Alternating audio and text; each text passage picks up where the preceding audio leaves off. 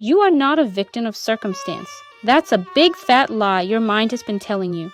The truth? You hold the power to rewrite your entire life story. And today, I'm showing you exactly how the most skilled people do it, how they escape victim mentality and truly reclaim their power in relationships and in every part of life. This isn't about quick fixes or pretending problems don't exist. It's about a real, lasting shift in how you see yourself and the world. So what is this victim mentality or this pattern of feeling like a victim? Simply put, it's a way of thinking and feeling where you believe you have no control over what happens to you. Life feels like something that's done to you, rather than something you actively shape. When you're caught in this pattern, you might find yourself constantly blaming other people, situations, or even fate for your unhappiness or your problems. It's like there's always an external reason why things aren't going your way. And because you feel powerless, you often avoid taking responsibility for your actions or your reactions. It's not about being a bad person. It's a learned pattern, often a protective one, but one that ultimately keeps you stuck and prevents you from achieving the personal growth you desire. It stops you from feeling that inner peace and building those healthy relationships you're aiming for. Many skilled people who now live fulfilling lives once found themselves in this exact spot. They learned to recognize it, and then they learned how to change it. Let's talk about how to spot this pattern in yourself, or even in how you interact with others. Recognizing it is the very first step to changing it, to taking back your personal empowerment. One of the most common signs is frequent complaining. Now, we all vent sometimes, that's normal, but this is different. This is when complaining becomes a default mode. Every conversation seems to circle back to what's wrong, who's to blame, or how unfair things are. It's a constant narrative of hardship without much focus on solutions. Do you know someone like that? Or do you sometimes catch yourself doing it more often than you'd like? Another big sign is a persistent feeling of helplessness. You might feel like there's nothing you can do to change your situation. Options seem invisible, or if you do see them, they feel impossible to reach. This can lead to a lot of frustration and even a sense of despair. It's that sinking feeling that no matter what you try, it won't make a difference. This is a core element of feeling like a victim, the belief that your actions don't matter. Many people who feel stuck often report this deep sense of helplessness. Then there's the classic "why me" attitude. When something bad happens, the immediate thought is, why me? Why do these things always happen to me? It's as if you're singled out for misfortune. This isn't about seeking understanding. It's more the rhetorical question that reinforces the idea that you're a target of bad luck or unfair treatment. It keeps you focused on the problem and your perceived special negative status, rather than on how to navigate the challenge. Difficulty seeing options or solutions is another key indicator. When you're in a victim mindset, your focus is so heavily on the problem and the injustice of it all that your brain literally has a harder time spotting potential ways out. It's like wearing blinders that only let you see the negative. You might dismiss suggestions from others or quickly list all the reasons why a particular solution won't work for you. This isn't because you don't want things to get better. It's because the pattern of thought makes it hard to believe that they can get better through your own efforts. Overcoming helplessness starts with widening that lens. You might also notice a tendency to hold onto grudges and resentments. If you feel like others are constantly letting you down or treating you unfairly, it's easy to build up a wall of resentment. Forgiveness feels impossible because, in your view, the other person is entirely to blame, and you are the one who was wronged. This keeps you tied to past hurts and prevents you from moving forward. Many people seeking to improve relationships find that this is a major block. Think about it. Do any of these signs resonate with you? Maybe you see a little of yourself in one, or perhaps a few feel very familiar. There is no shame in that. So many of us, especially those who value personal growth and are introspective, can fall into these patterns, often without even realizing how deep they run.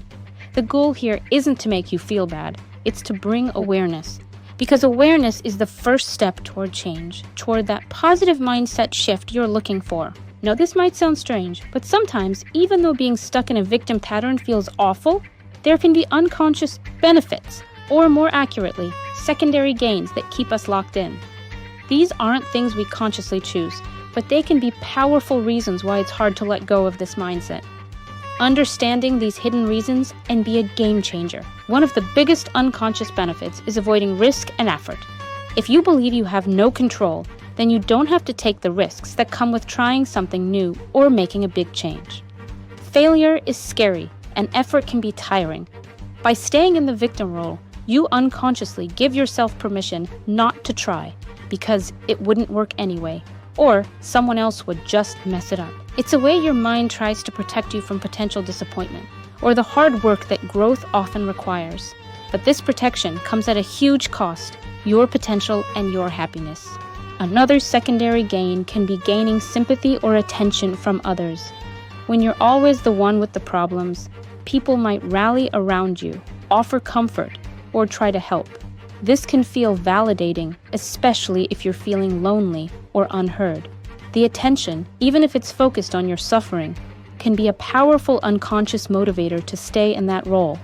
The problem is, this kind of attention is often conditional and doesn't lead to genuine connection or solutions. It keeps you in a dependent position. Sometimes, being a victim confirms our negative beliefs about ourselves or the world. If you have a deep-seated belief that you're not good enough or that the world is an unfair place, then experiencing negative events and feeling victimized by them actually reinforces those beliefs. It's a strange kind of comfort in being right about how bad things are. Your mind says, "See, I told you so." This is a tough cycle to break because it means challenging some of your most fundamental assumptions. It can also be a way to avoid responsibility. If it's always someone else's fault, then you don't have to look at your own part in a situation. Taking responsibility can feel like blame, and no one likes to feel blamed. So, by pointing the finger outwards, you sidestep that uncomfortable feeling. But as we'll see, true responsibility isn't about blame at all. It's about power. And finally, for some, it's a familiar identity. If you felt like a victim for a long time, perhaps due to past trauma or difficult life experiences, it can become a core part of how you see yourself. Letting go of that identity, even if it's painful, can feel like losing a part of who you are. It's stepping into the unknown, and that can be frightening. Recognizing these unconscious benefits isn't about judging yourself. It's about understanding the complex, often hidden reasons why we stay stuck. It's like finding a hidden anchor that's been holding your ship in port. Once you see the anchor, you can start to pull it up. This understanding is key to helping you stop feeling like a victim and start building that self-efficacy we're aiming for. This brings us to a really powerful idea: the power of responsibility. Now, when many people hear "take responsibility," they think it means taking the blame. They think it means saying, "Yes, it was all my fault." But that's not what we're talking about here. True responsibility, in the context of personal growth and escaping victim mentality, is not about blame. It's about reclaiming your agency. It's about recognizing that while you may not always control what happens to you, you always have the power to choose your response. This is a cornerstone of personal empowerment. Think of it like this: blame looks backward. It gets stuck in who did what wrong. Responsibility looks forward. It asks, "Okay, this happened. Now what? What can I do? How can I respond in a way that serves my well-being and my goals?" This shift from blame to responsibility is like moving from the passenger seat to the driver's seat of your life. Suddenly, you have control over the steering wheel, the accelerator, the brakes. You decide the direction. This idea of taking back control by choosing your response is so fundamental. It's a core principle in many effective frameworks for personal development. For instance, if you look at structured approaches to creating a better life, like those that outline 9 key steps to profound transformation, the concept of owning your responses and actions is often a very early and critical step, usually right after understanding your current patterns. It's foundational because without it, nothing else can really take root. You can't build a new life on a foundation of powerlessness. When you take responsibility for your responses, you stop giving your power away to other people or external circumstances. If someone is rude to you, the old pattern might be to feel victimized, to get angry, to let it ruin your day, and to blame them for your bad mood. But when you take responsibility, you acknowledge their rudeness, but you choose your response. Maybe you choose to address it calmly. Maybe you choose to ignore it and protect your peace. Maybe you choose to learn something from the interaction. The point is, you choose. Their action doesn't automatically dictate your emotional state or your subsequent actions. This is incredibly empowering. It means that even in very difficult situations, where you genuinely have been wronged or are facing huge challenges, you are not helpless. You still have power. The power of your inner response, the power of your choices moving forward. This doesn't mean you excuse bad behavior in others or that you pretend pain doesn't exist. It means you focus on what you can control. Your thoughts, your emotions, with practice, your actions. And your attitude. Taking responsibility also means looking at your own contributions to situations. Again, not in a blaming way, but in an honest, self-aware way. In a conflict with a partner, for example, instead of just focusing on what they did wrong, you ask yourself, how did I contribute to this? What was my part in the communication breakdown? What could I have done differently? This isn't about saying you're solely at fault. It's about recognizing that relationships are a dynamic, and you play a role in that dynamic. This kind of self-reflection is vital for building healthy relationships. When you embrace this kind of responsibility, you start to see that you have far more influence over your life than you ever thought possible. You move from feeling like a pawn of fate to becoming an active player, a co-creator of your reality. This is the heart of what it means to reclaim your power and to truly escape victim mentality. It's not always easy, especially at first, but it is always, always worth it. It's the path to genuine freedom and fulfillment. So how do we actually start to make this shift? How do we move from seeing ourselves as victims to seeing ourselves as creators? It starts by shifting the narrative, by changing the stories we tell ourselves about our challenges, our lives, and our capabilities. This is where techniques for reframing come in, along with a conscious effort to focus on solutions and our personal strengths. Reframing is a powerful tool. It means looking at a situation from a different perspective. When you're stuck in a victim pattern, you tend to see challenges as threats, as proof that life is against you. Reframing helps you to see them differently, perhaps as opportunities for growth, as lessons, or even as tests of your resilience. For example, instead of saying, "This project at work is impossible, and my boss is just trying to make me fail," you could reframe it as, "This project is a big challenge, and it's an opportunity for me to develop new skills and show what I'm capable of." See the difference?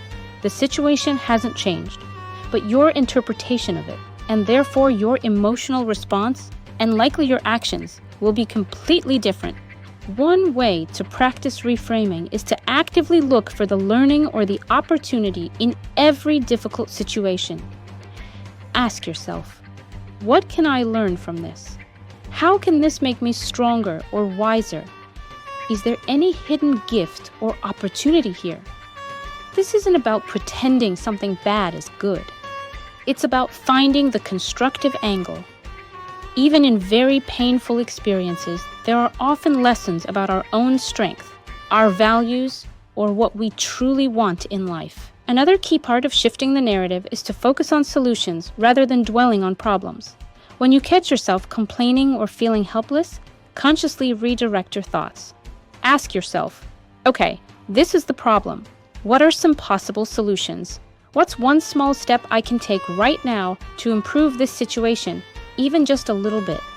This shifts your brain from a passive, problem-focused mode to an active, solution-oriented mode. This is crucial for building that sense of self-efficacy, that belief in your ability to handle things. And don't forget to focus on your personal strengths.